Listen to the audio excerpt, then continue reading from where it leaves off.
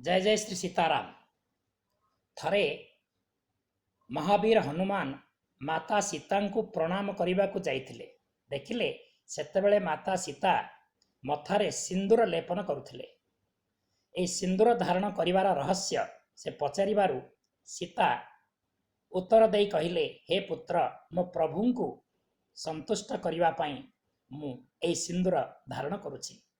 यह शुणी हनुमान तुरंत फेरी आसिले एवं मनरे भाविले, जदि मात्र चुटकीए सिंदूर टोपाए सिंदूर जदि प्रभु को संतुष्ट करिपारे तेबे मु मोर समग्र शरीर रे सिंदूर लेपन करिबी एवं मो प्रभु को संतुष्ट कराइबी।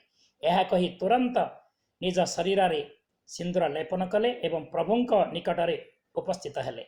यह देखि रामचंद्र अत्यंत प्रीत हेले एवं तांकु वरदान देले, हे हनुमान, मु तुम उपरे अतीब प्रीत।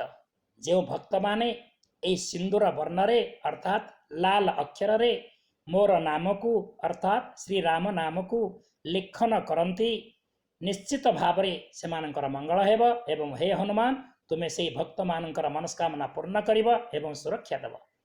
तेणु राम नाम को लाल अक्षर रे सबुदिन आमे लिखा उचित। एक पृष्ठ हेउ 108 थर हेउ किंबा समय अनुसार जेते लिखिपर ताहा बहुत भल हेब।